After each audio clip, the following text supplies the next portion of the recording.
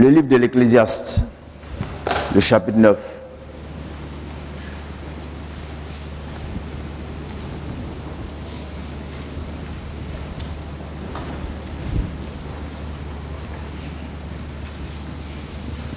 Nous lirons les 3 premiers versets.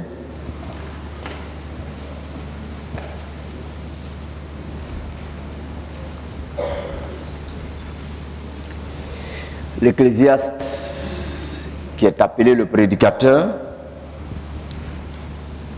qui donne des conseils de bon sens.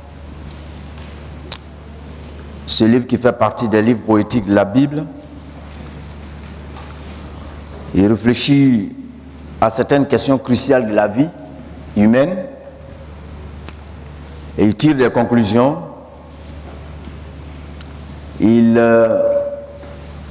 aborde des choses qui désorientent, qui perturbent plutôt le bon sens de l'homme, parce que Dieu est celui-là qui a créé l'homme parfait en lui donnant toutes les facultés, et Dieu n'est pas un Dieu qui est contrarié par la contradiction que pourrait lui apporter l'homme, étant donné que lui-même il est la sagesse absolue et il a les réponses à tout. Il est bien placé pour pouvoir répondre aux interrogations des hommes que lui-même l'a créé. Il n'est pas comme l'humain qui crée des choses et après a du mal à les contrôler. On pourrait penser à ce qui se passe aujourd'hui dans le monde. L'homme pense échapper au contrôle de Dieu. Mais en réalité, l'homme n'échappe pas au contrôle de Dieu. Parce que il est assis, il observe et il y a des limites, il y a des lignes rouges qu'il a tracées que l'homme ne doit pas dépasser. Quand bien même que l'homme se bombe la poitrine et qu'il pense avoir une certaine autonomie et une certaine intelligence, Dieu a le dernier mot et aura toujours le dernier mot. Ecclésiaste chapitre 9. Oui, j'ai parlé, j'ai appliqué mon cœur à cela. J'ai fait de tout cela l'objet de mon examen. Et j'ai vu que les justes et les sages et leurs travaux sont dans la main de Dieu. Et l'amour aussi bien que la haine. Les hommes ne savent rien. Tout est devant eux. Tout arrive également à tous. Même sort pour le juste et pour le méchant. Pour celui qui est bon et pur et pour celui qui est impur. Pour celui qui sacrifie et pour celui qui ne sacrifie pas. Il en est du bon comme du pécheur, de celui qui jure comme de celui qui craint de jurer. Ceci est un mal parmi tout ce qui se fait sous le soleil. C'est qu'il y a pour tous un même sort. Aussi le cœur des fils de l'homme est plein de méchanceté et la folie est dans leur cœur pendant leur vie. Après quoi, ils vont chez les morts. Il dit ceci est un mal parmi tout ce qui se fait sous le soleil. C'est qu'il y a pour tous un même sort. Tous ont un même sort. Je veux parler ce matin de quelques paradoxes de la vie du juste.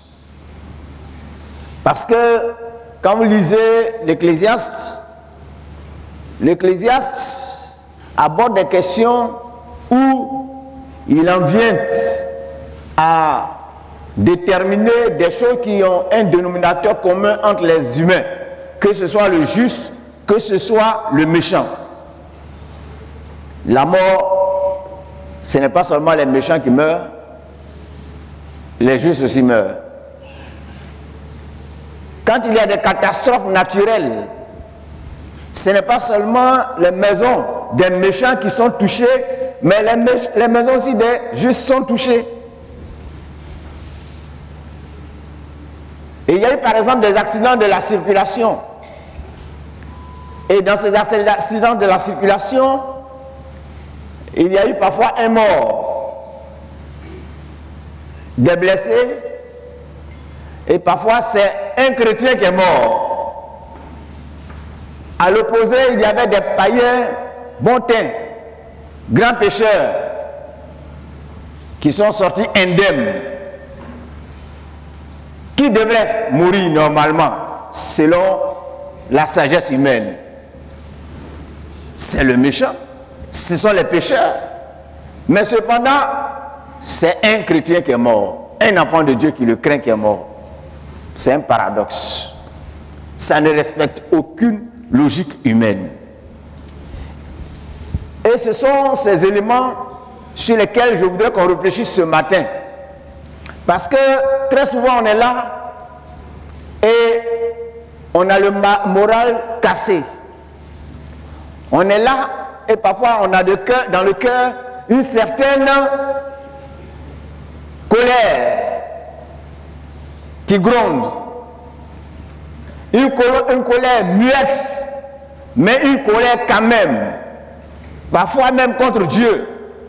Parce qu'on trouve qu'il n'est pas logique de notre point de vue d'homme dans ce qu'il fait. Et c'est sur cela que nous allons réfléchir ce matin. Pour nous permettre de sortir cette toxine-là, ce poison-là, de cette opinion déplacée, afin de repartir avec la bonne opinion et le cœur libéré. C'est l'objectif que Dieu m'amène à vouloir atteindre ce matin avec chacun d'entre nous, fasse que par son esprit, cet objectif soit atteint dans nos cœurs.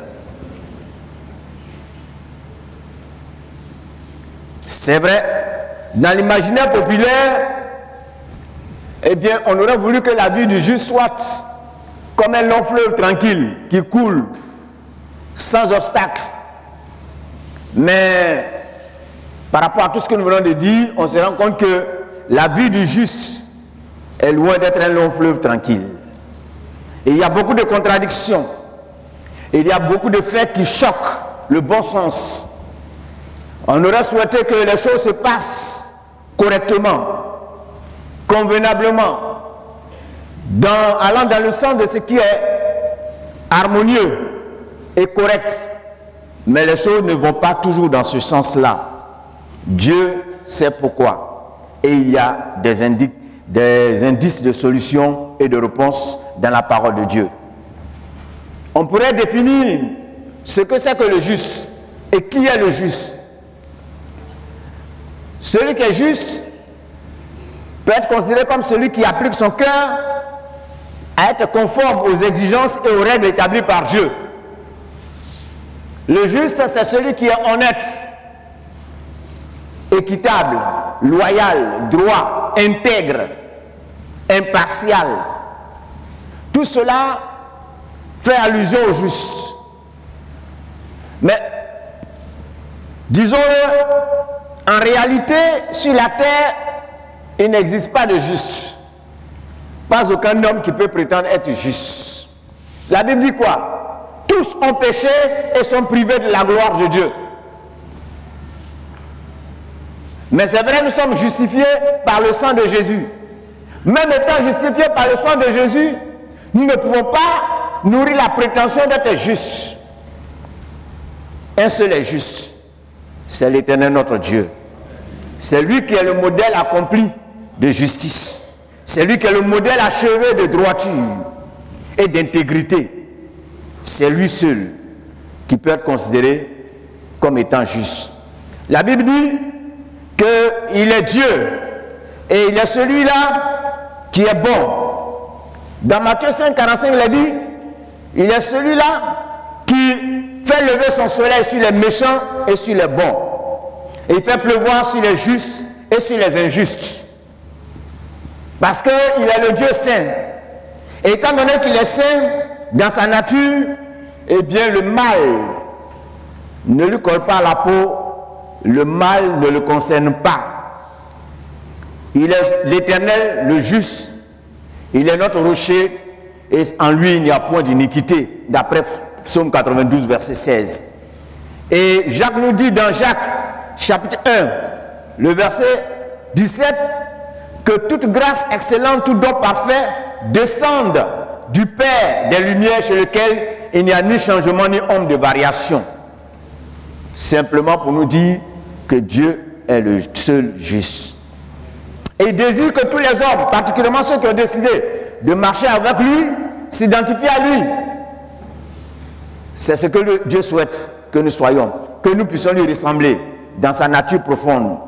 Mais cependant, quand on considère la vie des enfants de Dieu qui sont a priori considérés par l'œuvre de Christ accompli à la croix comme étant justifiés ou donc déclarés justes, il y a des paradoxes. Et c'est ces paradoxes-là que je vais essayer de mettre en relief tout au long de cette intervention de ce matin. Quand on lit le texte, il y a un certain nombre de choses qui sont dites. Il est dit au verset 2, tout arrive également à tous, même sort pour le juste et pour le méchant, pour celui qui est bon et pur et pour celui qui est impur. Tout arrive, le même sort touche et au juste et au méchant, pour celui qui est pur et pour celui qui est impur. Le méchant tombe malade, le juste tombe malade. Il y a des méchants qui vivent longtemps sur la terre et qui ne connaissent pas les maladies chroniques. Et cependant, il y a des justes qui souffrent de maux chroniques. Et ils ont avalé comprimé sur comprimé. On a fait prière sur prière. Et cependant, Dieu entend.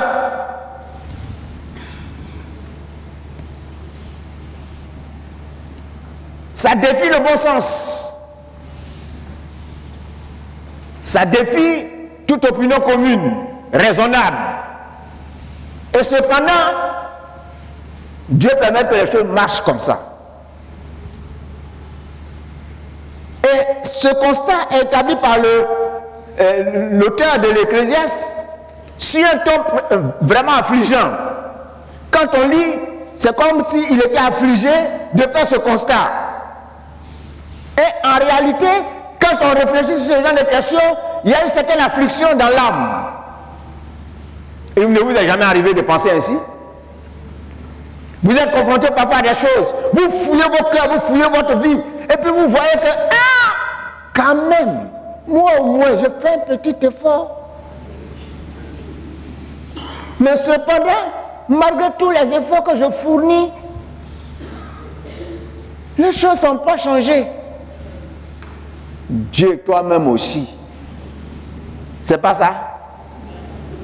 En tout cas, moi, ça m'est arrivé. Mais je sais que, même si vous êtes des super chrétiens, vous êtes arrivés à ce stade-là un jour. Aucun d'entre nous n'a échappé à ça. Et n'échappe à cette interrogation, à ce constat. C'est affligeant. Ça manifeste certaines contradictions qui est teintée d'injustice. Quoi? Le juste n'est pas seul à pouvoir jouir de tous les privilèges de la vie et à être à l'abri des calamités sur terre, y compris la mort. C'est ce que résume Ecclésiaste 9, versets 1 à 3. Tout est commun entre le juste et le méchant. Le juste n'est pas le seul à être en mesure de jouir des bienfaits de la vie, des bénédictions, des richesses de la terre. Où on est assis là, parmi nous, est-ce que parmi nous se trouve le plus riche du monde?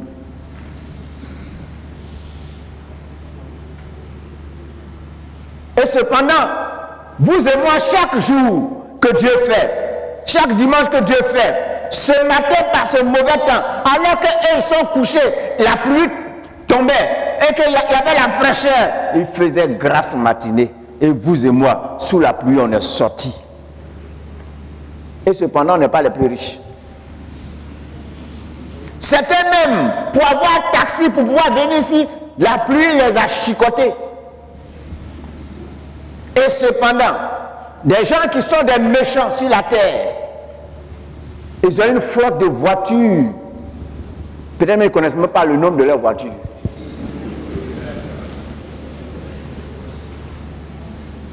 C'est pas vrai? Comme quoi pour nous dire qu'être juste ne nous exonérera pas de tout ce qui jalonne la vie et rythme la vie des humains sur terre. Le fait d'être juste ne fera pas que nous serons exemptés des tribulations de la terre. Éliminons cette fausse conception. Notre justice ne nous permettra pas d'être bénéficiaires de tous les privilèges qui sont sur la terre. Et de toutes les positions possibles, imaginables, vers lesquelles les hommes courent sur la terre, nous n'aurons pas forcément tous accès à cela. Notre justice ne nous permettra pas d'accéder à cela. On ne sera pas exonéré. Que le Seigneur nous aide à comprendre.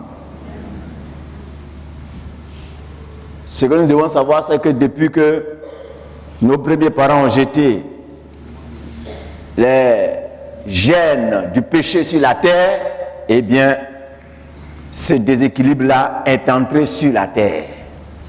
Ça fait partie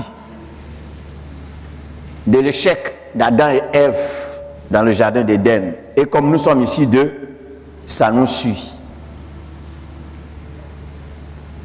Cela nous amène à poser la question de la justification, sommairement. Pourquoi dit-on que nous sommes justes? Comment est-ce que Dieu appréhende-t-il la question de notre justification? Comment comprend-il cela? Et quelle est la bonne approche? Dans l'Ancien comme dans le Nouveau Testament, eh bien, cela a arrêté l'intelligence des hommes. En effet, dans l'imaginaire populaire, le juste c'est l'homme dans la vie duquel il n'y a aucune faille, c'est-à-dire rien à reprocher. C'est comme ça dans l'Ancien Testament et même aujourd'hui certains pensent. Celui qui est juste dans sa vie, normalement il ne doit pas avoir de faille, on ne doit rien avoir à lui reprocher. Mais quand on lit bien l'Ancien comme le Nouveau Testament, Dieu nous donne une autre interprétation de la chose. Le juste, ce n'est pas forcément quelqu'un dans la vie duquel on ne déplorera pas le péché. Et c'est ce que les amis de Job pensaient que le juste, c'est celui dans la vie duquel on ne doit pas déplorer justement le péché. Et quand ils sont venus voir Job, ce sur lequel ils ont mis l'accent, c'est le fait que ce qui est arrivé à Job ne pouvait pas lui arriver s'il n'avait rien fait de mal. Job 8, verset 3 à 6. Il dit ceci: Dieu renverserait-il le droit? Le Tout-Puissant renverserait-il la justice? Si tes fils ont péché contre lui, il les a livrés à leur péché. Si tous tes fils là, ils sont morts là, c'est parce qu'ils ont péché que Dieu les a fait mourir. Mais toi, si tu as recours à Dieu, si tu implores le Tout-Puissant, si tu es juste et droit, donc ça veut dire que Job, quelque part, n'était pas droit à leurs yeux. Certainement alors, il veillera sur toi et rendra le bonheur à ton innocence, à ton innocente demeure. Ton ancienne prospérité semblera peu de choses. Celle qui t'est réservée sera bien plus grande. Interroge ceux des générations passées. Sois attentif à l'expérience de leur père. Donc si Job a eu des problèmes, si même ses fils et autres, tout ça sont morts, c'est parce qu'ils avaient péché, c'est parce qu'ils n'étaient pas justes. Le juste est celui qui devrait en toute légitimité être le seul à jouir du bien-être physique et matériel. C'est l'idée que se faisait aussi Asaph, qui a été déstabilisé dans sa foi. Quand vous lisez le psaume 113, à partir du verset 1er jusqu'au verset 14, Asaph dit: quand je regarde les pécheurs, ils ont de l'embonpoint, ils ont tout. Et en quelque sorte, c'est comme s'ils n'ont pas part aux tribulations. Et puis il dit, mais c'est comme si moi, j'ai purifié mes mains en verre. Et il va se ressaisir en disant, jusqu'à ce que j'eus pénétré dans le sanctuaire de Dieu et que j'ai compris. Et c'est en ce moment-là qu'il va tirer d'autres conclusions. Donc, comprenons-le, le juste, ce n'est pas forcément celui qui va être au bénéfice de tous les privilèges de la terre. Notons bien que ces deux points de vue qui ont prévalu jusqu'à nos jours parmi les hommes et les femmes qui n'ont pas eu une bonne culture de la parole de Dieu existent encore aujourd'hui. Et de tout temps, cela a existé. Or, selon la parole de Dieu, ce qui justifie l'homme, c'est sa foi en Christ. Que ce soit dans l'Ancien Testament comme dans le Nouveau Testament, c'est la foi qui justifie l'homme. Habakkuk disait dans l'Ancien Testament, Habakkuk 2, verset 4, « Voici son âme s'est enflée, elle n'est pas droite en lui, mais le juste vivra par la foi. » Le juste vivra par la foi. L'auteur de l'Épître aux Hébreux reprend cela dans Hébreux 10, verset 38. « Et mon juste vivra par la foi. » Il a dit même à propos d'Abraham, que Abraham crut à Dieu et cela lui fut imputé à justice et fut appelé ami de Dieu. Ce qui a permis à Abraham d'être juste devant Dieu, c'est parce qu'il a cru en Dieu. Jacques 2, 23. Nous allons voir également que dans Hébreux 7, verset 8, il a dit que c'est par la foi qu'Abraham, lors de sa vocation, obéit et partit pour un lieu qu'il devait recevoir en héritage et qu'il partit sans savoir où il allait. Hébreux 11, 17. C'est par la foi qu'Abraham offrit Isaac lorsqu'il fut mis à l'épreuve. Donc, c'est par la foi qu'Abraham a été déclaré juste. En ce qui nous concerne, dans le Nouveau Testament, c'est au travers la foi que nous avons manifestée en Christ que nous sommes déclarés justes. Ça, c'est ce que je peux dire sommairement. Mais,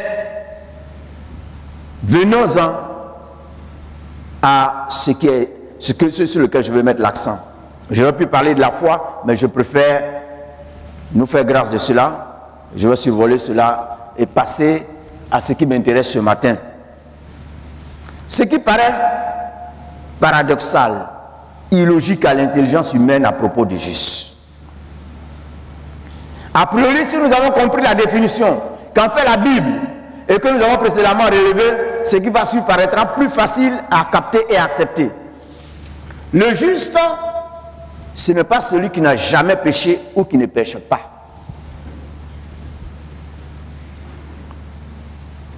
Le juste, ce n'est pas celui qui n'a jamais péché ou qui ne pêche pas. Ecclésiaste 7, verset 20. Non, il n'y a sur la terre point d'homme juste qui fasse le bien et qui ne pêche jamais. Proverbe 24 plutôt, verset 16. Car cette fois le juste tombe et il se relève. Cette fois le juste tombe et il se relève. Donc, en quelque sorte, le juste, ce n'est pas celui qui ne pêche pas ou qui n'a jamais péché.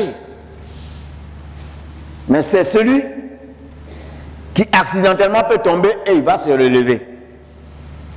Alléluia. Ces deux textes sont suffisamment éloquents pour nous aider à comprendre cette grande vérité, contraire à notre raisonnement d'homme. Pour nous, hommes, celui qui est déclaré juste, c'est celui qui n'a jamais péché et qui ne pêche pas. Or, quand on lit bien la Bible, le juste, il peut tomber. Mais la différence entre le juste et les autres, c'est qu'il sait se relever. Alléluia. On n'est pas là, ou bien je ne suis pas là ce matin pour encourager à vivre dans la médiocrité spirituelle et morale. C'est pas ça. Mais ces textes nous disent qu'il peut arriver des cas de situation où, malgré la bonne volonté du croyant en Christ, il peut flancher par le fait de bien des facteurs où généralement sa responsabilité n'est pas exclue. Malgré notre bonne volonté, on peut flancher. Et notre responsabilité peut être engagée dans cette situation de chute qui va arriver. Et nous avons des exemples courants dans la parole de Dieu, des personnages bibliques qui sont passés par là. Abraham, par exemple, le fait qu'il ait douté de la promesse de Dieu et qu'il ait cédé à la proposition de sa femme Sarah, cela va nous laisser quoi comme héritage? Ismaël, dont le caractère est considéré comme un cheval sauvage qui mélange tout et qui continue de tout mélanger sur la planète.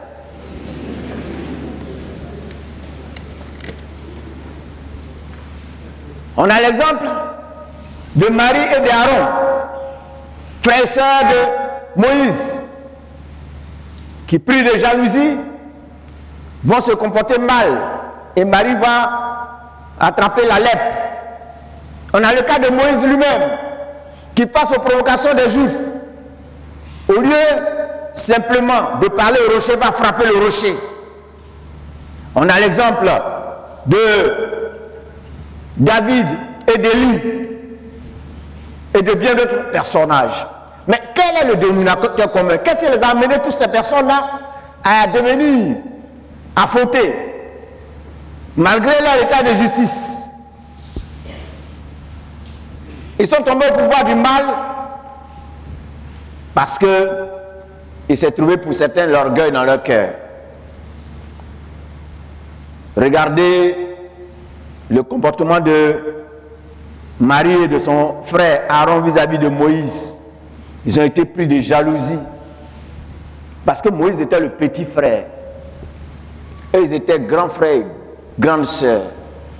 Souvenez-vous, lorsqu'on a déposé Moïse bébé dans le panier de jonc et qu'il a été déposé sur l'eau, c'est sa sœur Marie qui a été chargée de surveiller ce bébé que moi-même j'ai surveillé sur l'eau. J'ai servi d'intermédiaire. Il grandit et c'est lui qui devient patron. Ça, c'est souvent des réflexes humains dans l'église. On ne supporte pas. Moi je suis arrivé à comprendre une chose. Est-ce que dans le monde, les présidents qui gouvernent le monde là, ils sont les plus vieux? Regardez Macron, il a 40 ans. Quand il naissait, moi j'étais grand. Et cependant, c'est lui qui commande toute la France, la grande France. Il y a des chrétiens qui ont ce problème-là. Moi, en tant que pasteur, j'ai dirigé ma première église quand j'avais 25 ans. Il y avait des gens qui avaient l'âge de mes parents, qui se pliaient en quatre devant moi, le petit, parce qu'ils ont compris que c'est Dieu qui élève.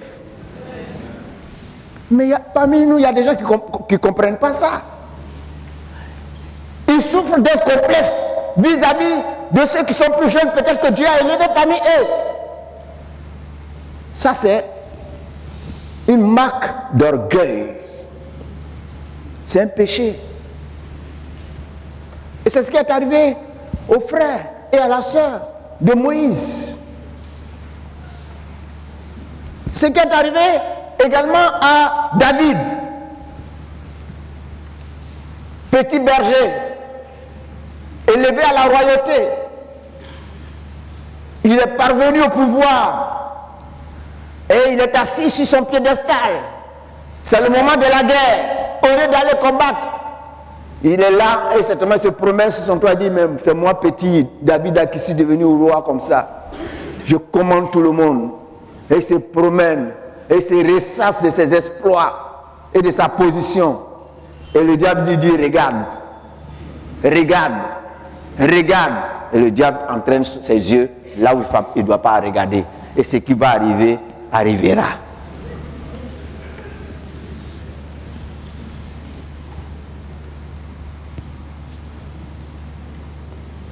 Le manque de vigilance, le cœur qui s'ouvre aux convoitises, ça nous arrive à tous. Et c'est ce qui leur est arrivé. Cependant, dans la postérité chrétienne sont considérés comme des justes. Alléluia. Est-ce qu'après Bathsheba, il y a eu d'autres Bathsheba dans la vie de David? Hein?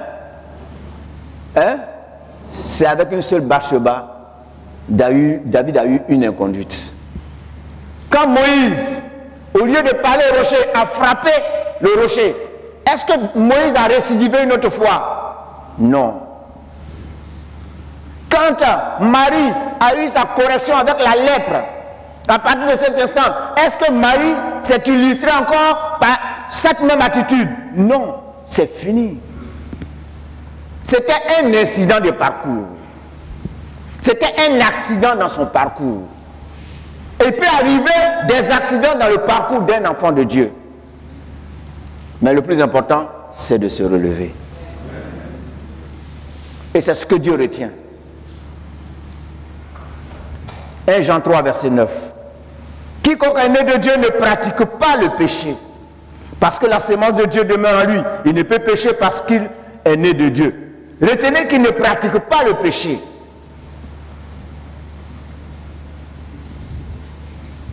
Ce verset dit que ce qui est né de Dieu ne pratique pas le péché. C'est-à-dire l'homme régénéré ne fait pas du péché une pratique habituelle, une accoutumance volontaire. Mais s'il y arrive des péchés, ce sont des péchés de faiblesse momentanés. Ceci revient à dire qu'un juste peut commettre des péchés de faiblesse et cependant être un homme juste. À partir du moment où cet accident dans son parcours de vie sera comme une parenthèse, un épisode malheureux qui ne se résumera pas et qui ne résumera pas tout son parcours. C'est des choses qui ne vont pas résumer tout son parcours.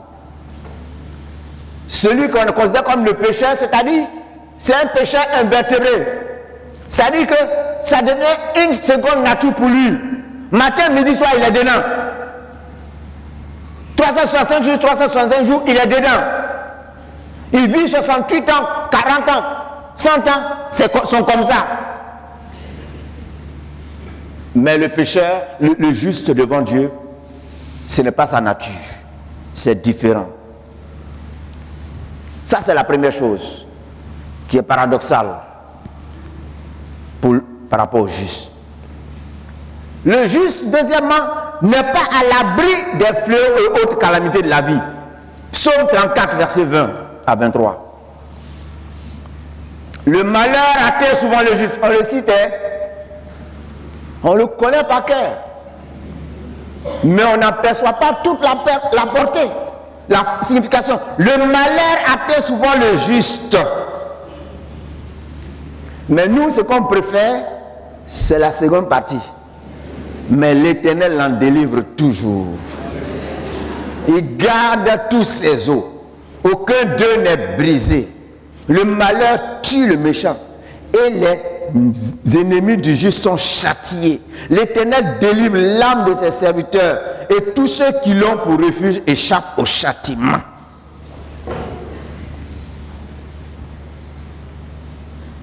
Le paradoxe, c'est la première partie. Le malheur atteint souvent le juste. Normalement, a priori, comme pour nous, châtiment égale péché, le juste ne doit pas être touché par les malheurs, les calamités.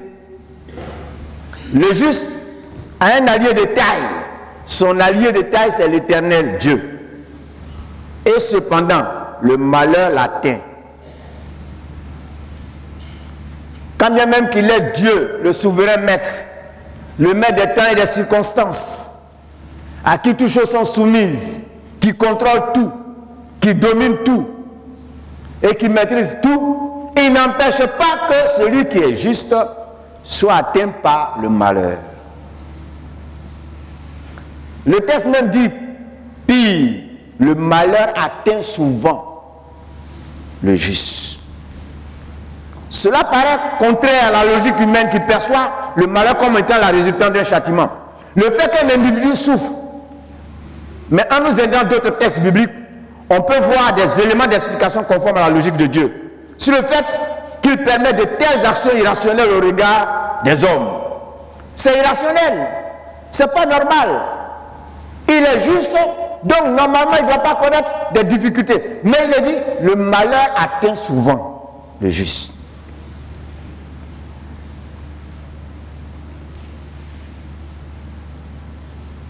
Ça, c'est quel malheur encore? Malheur même, ça me suit seulement. Mais ça doit te suivre. Et c'est toi que ça doit suivre. Parce que la Bible dit que le malheur atteint souvent le juste. C'est le pourquoi là que nous allons voir maintenant. La raison pour laquelle c'est souvent et ça arrive souvent.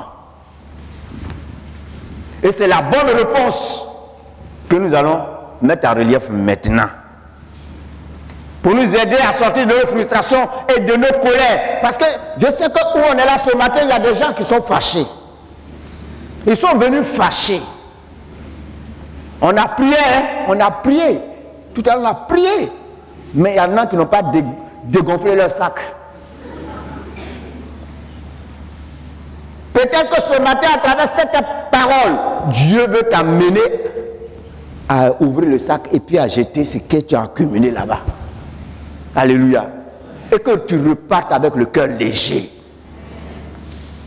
Tu ne comprends pas pourquoi le malheur là, toi tu dis que c'est comme si le malheur là, c'est toi seul qui l'as vu sur la terre. Le malheur atteint souvent le juste. Pourquoi Dieu permet ça? Ce qu'on demande savoir, c'est que la souffrance d'un enfant de Dieu peut être permise par Dieu dans un but pédagogique, dans un but éducatif. Ce fut le cas du Seigneur Jésus. Il est dit dans la Bible, dans Hébreux 5, versets 7 à 8, que c'est lui qui, dans les jours de sa chair, ayant présenté avec de grands cris et avec des larmes, des prières et des supplications à celui qui pouvait le sauver de la mort, et ayant été exaucé à cause de sa piété, a appris, bien qu'il fût fils, l'obéissance par les choses qu'il a souffertes. Dieu peut permettre des souffrances dans nos vies pour nous apprendre l'obéissance, pour jauger, pour tester notre capacité à lui obéir. Alléluia. Vous voyez, quand parfois il y a des difficultés qui arrivent dans la vie, on est placé face à des choix, à des solutions. Et toutes les solutions qui se présentent à l'homme dans les difficultés ne sont pas des solutions, ne sont pas toutes de bonnes solutions. Il y a de bonnes solutions et il y a de mauvaises solutions. Quand Jésus a jeûné 40 jours et 40 nuits, au moment où Jésus a commencé à avoir faim, c'était un besoin, c'était compliqué. La chair réagissait, la chair exprimait son besoin. Et le diable, saisissant cela, est venu voir Jésus pour lui dire, c'est pas normal qu'un fils de Dieu ait faim. Tu vois, tu as un pouvoir inouï que tu es en train d'ignorer, que tu es en train d'omettre. Tu peux prendre caillou là, tu peux fabriquer pain. Et puis tu manges. C'est pas vrai? C'est ça.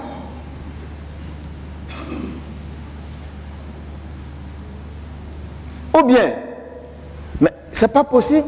Toi, fils de Dieu, regarde dans quel état tu es réduit.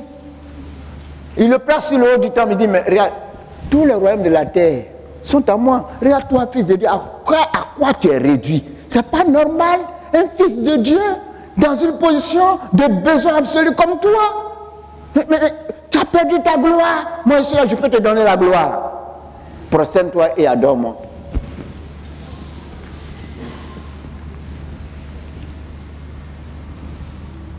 Peut-être tu es placé devant une situation compliquée actuellement.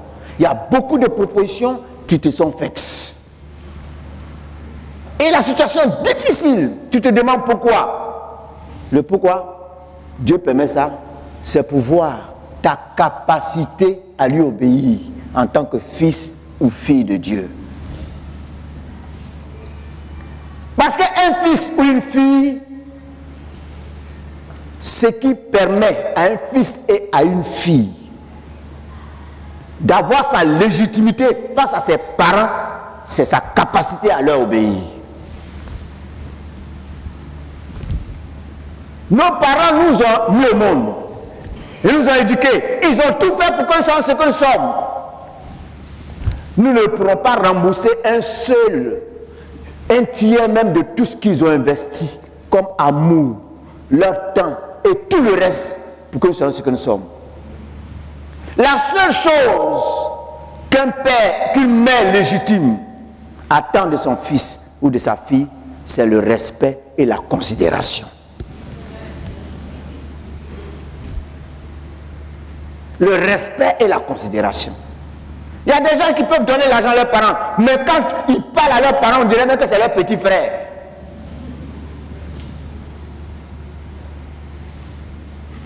Chers frères, chères sœurs, quand vous sortez et quand vous cherchez à vous instruire sur les choses de la vie et du monde, vous avez une ouverture d'esprit et vous comprenez ce qui vous différencie et ce qui fait la force, ce qui fait votre valeur, la valeur de vos sociétés. Nous, en tant qu'Africains, nous avons des choses dont les Européens et les Américains ont à apprendre.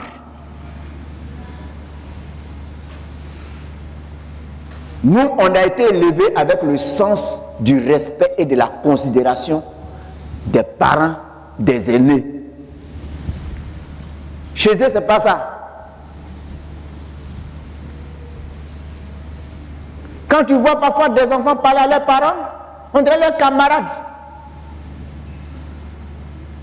Il y en a même qui ont dit, mais le vieux n'a pas toute sa tête. Aïe. Et pourtant, ça avait cette tête-là, il a réfléchi jusqu'à, il s'est privé jusqu'à ce que tu deviennes ce que tu es.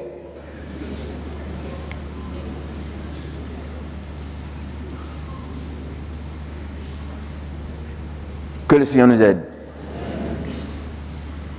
Dieu nous met face à des situations où nous sommes confrontés à des difficultés parce qu'il veut voir notre capacité à lui obéir. Dans bien d'autres cas, Dieu avait d'autres objectifs qu'il voulait atteindre et Dieu a d'autres objectifs qu'il veut atteindre quand il permet le malheur. Nous avons l'exemple de Job. Dans ce cas, Dieu voulait démontrer ou bien donner l'opportunité à Job de démontrer à Satan que son attachement à sa personne, sa fidélité à sa personne et à ses principes était désintéressé. Pas comme Satan le prétendait. Job 1, verset 9. Et Satan dit ceci. Satan répondit à l'Éternel, est-ce d'une manière désintéressée que Job craint Dieu? C'est parce que tu l'as béni. Tu lui as donné la santé et tout. C'est pourquoi Dieu a permis que Job soit éprouvé. Job a capté aussi un autre bénéfice personnel de cette cascade d'épreuves par laquelle il est passé. Il a fini par avouer dans Job 42, verset 1 à 2, je reconnais que tu peux tout et que rien ne s'oppose à tes pensées. Job non seulement a eu l'occasion de démontrer à Dieu que le fait même de s'attacher à lui était désintéressé. Mais Job a eu l'opportunité à travers cette épreuve-là d'avoir une autre révélation de Dieu. Et la révélation qu'il a eue de Dieu, c'est qu'il a reconnu l'omnipotence de Dieu et sa souveraineté. Quand il dit, je reconnais que tu peux tout et que rien ne s'oppose à tes pensées. Peut-être que Job avait une connaissance théorique de la chose. À travers l'épreuve qu'il va vivre, Job est arrivé à avoir une connaissance pratique, une connaissance profonde. Il va connaître la portée profonde de ce qu'on appelle l'omnipotence de Dieu, ce qu'on appelle la souveraineté de Dieu.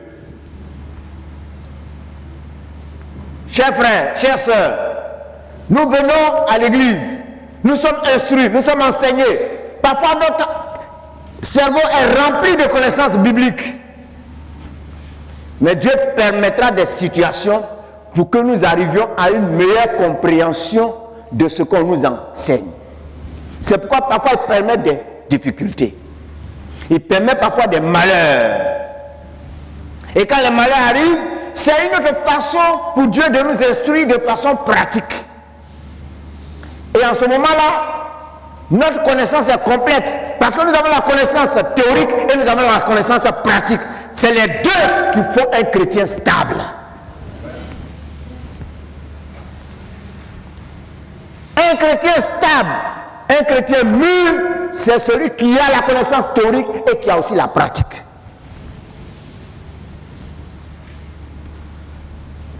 Mon oreille avait entendu parler de toi, mais maintenant, mon œil te voit. Pour nous résumer, nous allons dire ceci. Être habité par le désir d'être juste aux yeux de Dieu nous met en position de faire beaucoup d'expériences douloureuses. Le malheur atteint souvent le juste. Soit parce que Dieu veut faire de nous une référence ou un instrument de sa fierté aux yeux de Satan et des hommes, comme ce fut le cas pour Job. Ou pour un tout autre but noble que nous n'avons pas relevé dans la présente réflexion. Mais au final, retournons à la fin du verset. Le malheur atteint souvent le juste, mais l'Éternel en délivre toujours. Psaume 34, verset 20. Ceci pour nous dire que Dieu ne permet pas aux justes qui s'efforcent de conserver son intégrité dans l'épreuve de sortir bredouille de celle-ci. Un enfant de Dieu ne sort jamais bredouille d'un malheur que Dieu permet dans sa vie.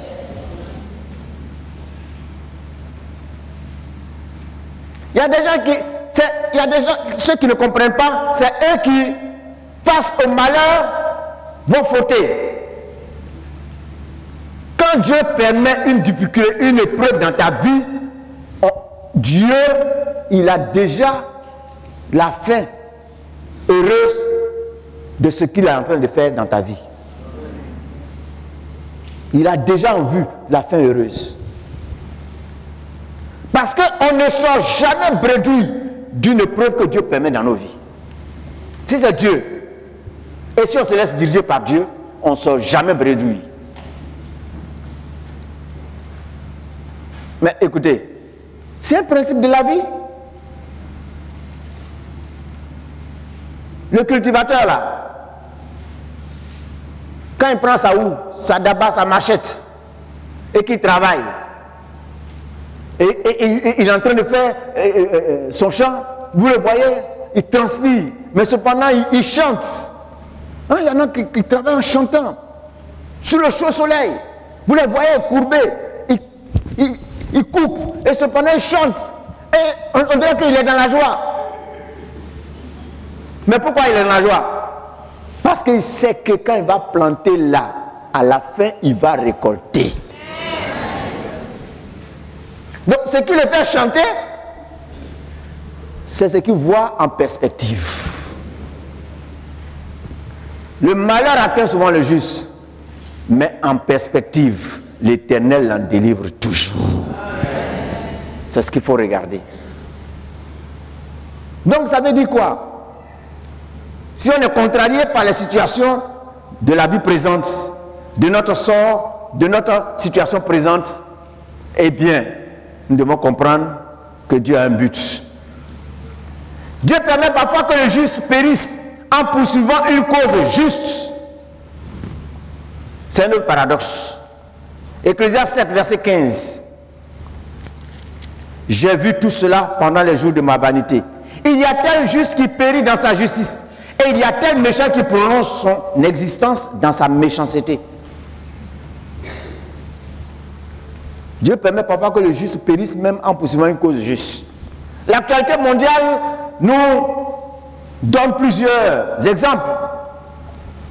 En 1968, il y a eu l'assassinat de Martin Luther King aux États-Unis, alors qu'il poursuivait la cause des droits civiques des Américains, Afro-Américains. On l'a assassiné. Nelson Mandela a été emprisonné pendant 27 ans parce qu'il s'est élevé contre l'apartheid, la discrimination raciale. Oui, on a plusieurs cas dans le monde, des gens qui ont été assassinés, des gens qui ont été emprisonnés. Dans la Bible, nous avons les exemples d'Abel, qui, parce qu'il a fait une offrande agréable à Dieu, a été jalousé par son frère Caïn qui l'a tué. On a l'exemple des prophètes comme Jérémie, parce que Jérémie osait encourager le peuple à ne pas suivre le roi dans ce qu'il faisait, les rois successifs, dans ce qu'il faisait. Il a été emprisonné. On a même mis dans un puits. Heureusement, il n'y avait pas d'eau dedans pour qu'il meure. Il a été sorti. Zacharie, il nous a dit qu'il a été tué parce qu'il disait des choses qui contrariaient le pouvoir en place. Dans le Nouveau Testament, on a le cas de Jean-Baptiste qui a osé dire à Hérode qu'il ne lui était pas permis de prendre la femme de son frère. Cette femme-là va demander la tête de Jean-Baptiste. Hérode va oser couper la tête de Jean-Baptiste et envoyer la tête de Jean-Baptiste sur un plateau à cette femme qui a voulu cela. On a le cas de Jacques. Jacques a été tué également par Hérode. Étienne, lapidé, malgré sa justice. On a l'exemple suprême, celle du Seigneur Jésus lui-même, qui va être assassiné.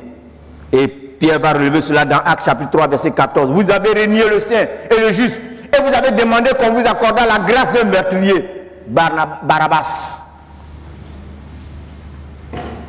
Oui, Christ a été condamné.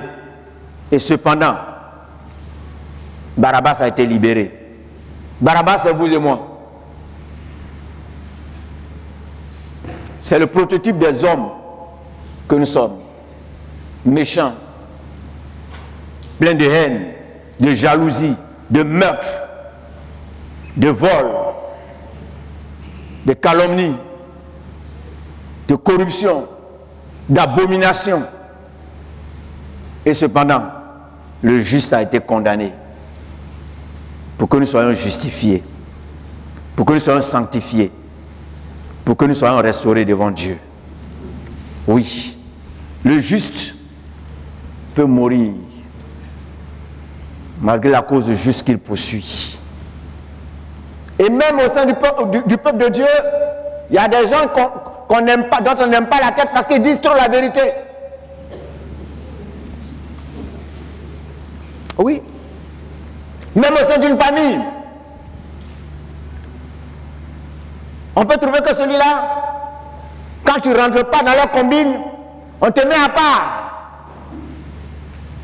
Parce que dans nos familles, même parfois des familles entre guillemets chrétiennes, il y a des gens qui n'ont pas encore vomi le venin des traditions et des coutumes perverses de ce monde.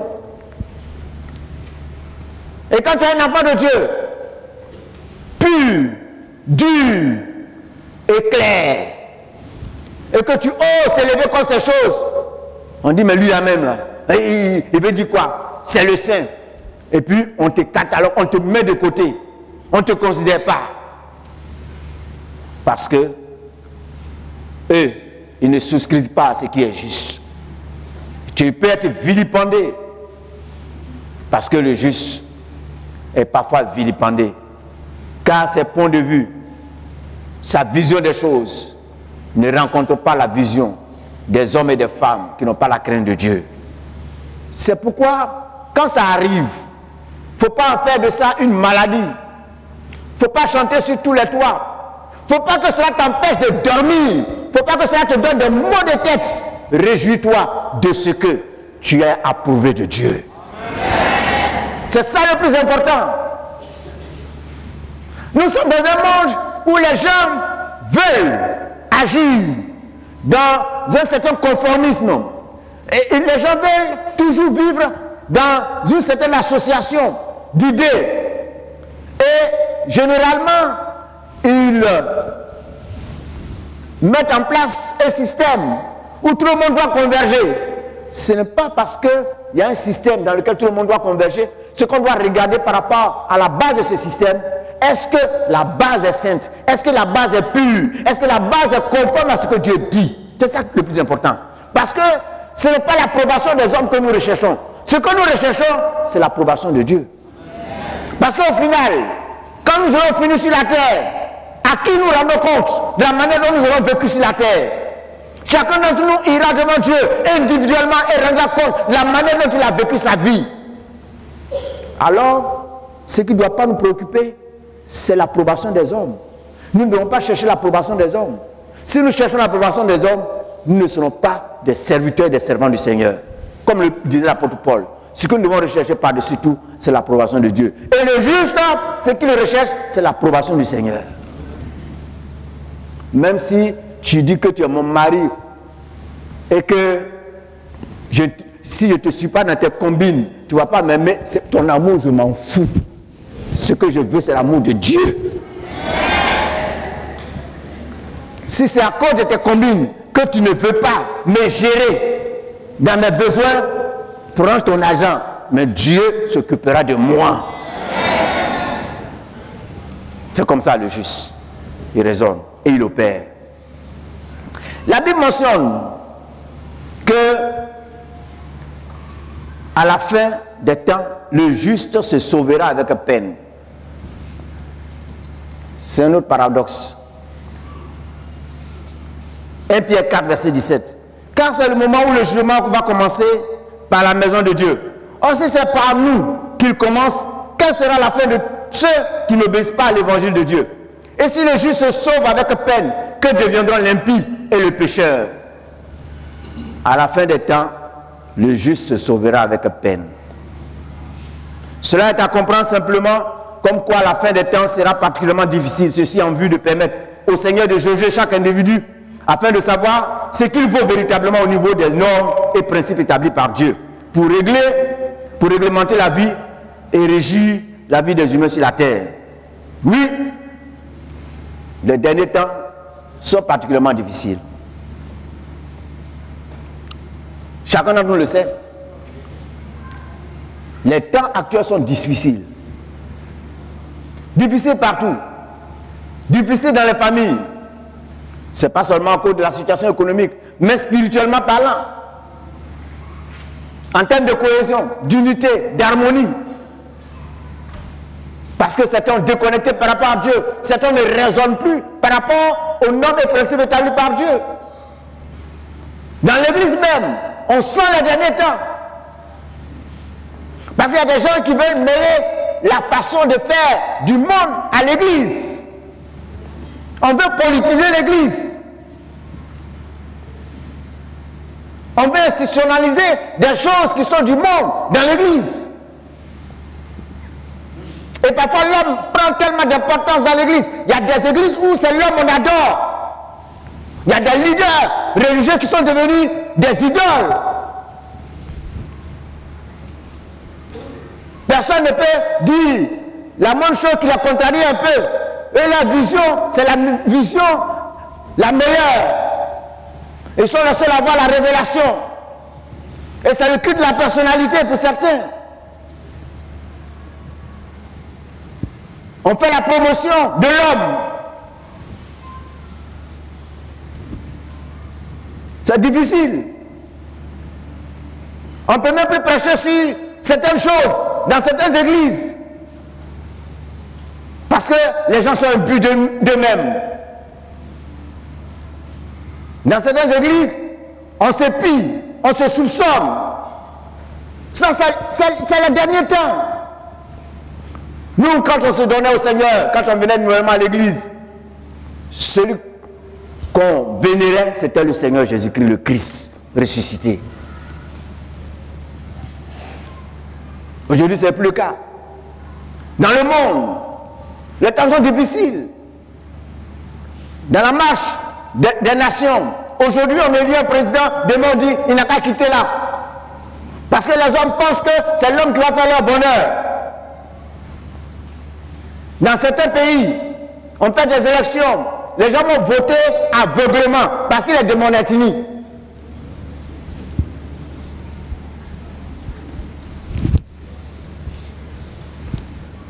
On a vu ce pays-là.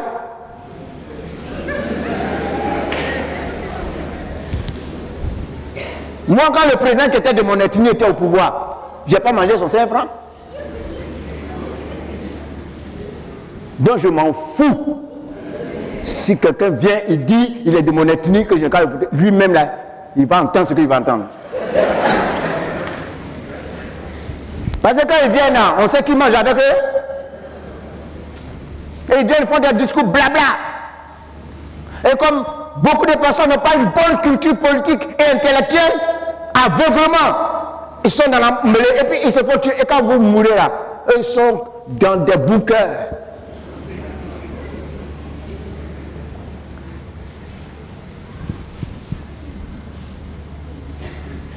Et on ne peut pas tenir certains discours de liberté dans certains pays africains.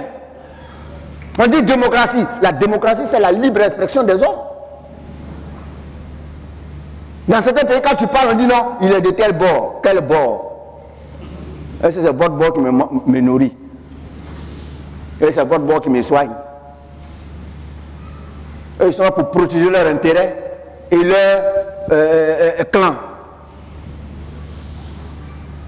Les temps seront difficiles. Ce matin, j'écoutais un reportage dans un journal parler où on disait que dans un pays, les francs-maçons sont fâchés contre le président. Ils sont fâchés contre le président parce qu'au départ, il est venu et puis il semblait aller dans leur sens. Et maintenant, on dirait qu'il fait allégeance à l'église. Et ils sont fâchés. Parce que c'est eux qui auraient contribué à le propulser là où il est.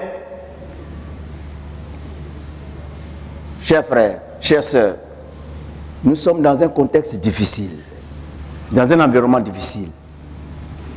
Il est dit que dans les derniers temps, le juste va se sauver avec peine. C'est ce que nous voyons. Toutes ces situations sont là pour que nous puissions démontrer quelle est notre marque de fabrique, nous les enfants de Dieu. Tout ce qui se passe et nous environne, tout ce qui rend notre vie difficile par ces temps qui courent, c'est l'occasion qui nous est donnée de démontrer quelle est la teneur de notre foi. Qu'est-ce que nous sommes en réalité? Quelle est notre identité réelle? Dieu veut à travers cela nous juger. Dieu veut à travers cela voir ce que nous sommes réellement. Parce qu'à la fin, c'est à partir de là que lui, Dieu, il va faire le tri. Alléluia. C'est à partir de là qu'il va faire le tri. Et nous sommes censés être à l'image du Seigneur. Dieu a créé l'homme à son image. Satan est venu tout gâter. Mais nous avons été recréés en Jésus-Christ. C'est pourquoi la Bible dit que si quelqu'un est en Christ, c'est une nouvelle création. Et nous avons été recréés en Christ pour que nous puissions pratiquer de bonnes œuvres, les œuvres que Dieu a préparées d'avance. Et dans ces derniers temps où nous sommes, c'est un temps de défi où nous devons affirmer notre identité. C'est pourquoi dans Apocalypse, chapitre 22, verset 11 à 12, il dit que celui qui est injuste soit encore injuste, que celui qui est souillé se souille encore, et que le juste pratique encore la justice, et que celui qui est saint se sanctifie encore. Voici, je viens bientôt, et ma rétribution est avec moi, pour rendre à chacun selon ce qu'est son œuvre. Le Seigneur vient donner son salaire à chacun.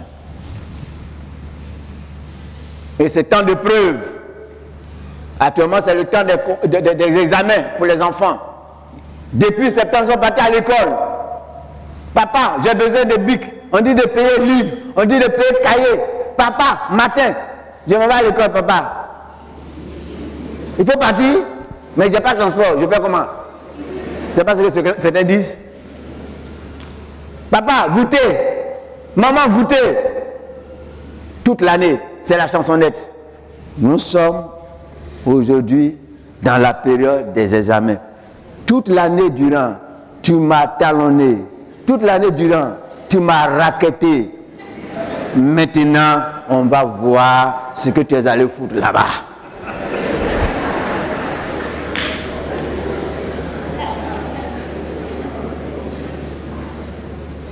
Actuellement, nous passons par des moments difficiles. Dieu permet ça pour qu'à la fin, on sache qui est qui. Je termine. Conclusion. Une fois de plus, nous venons de voir, sinon de nous rappeler, que la logique de Dieu est loin d'être celle des hommes. Comme le dit le texte biblique, la folie de Dieu est plus sage que les hommes. Et la faiblesse de Dieu est plus forte que les hommes. 1 Corinthiens 1, 25. La folie de Dieu est plus sage que les hommes. Et la faiblesse de Dieu est plus forte que les hommes. Même s'il y a des choses qui nous paraissent paradoxales, contraires à la logique de notre raisonnement d'homme, sachons-le, c'est la sagesse de Dieu qui est en train de s'exprimer. Tirons le bon côté de la chose. N'en faisons pas une lecture négative qui va nous détruire. Mais prenons le bon côté des choses et laissons-nous instruire par Dieu au travers de ces situations. Mais sachons-le, si Dieu permet des situations difficiles dans nos vies, il a toujours un but noble qu'il veut atteindre. Et on ne sort jamais bredouille des situations difficiles par lesquelles Dieu nous fait passer. Que son nom soit béni.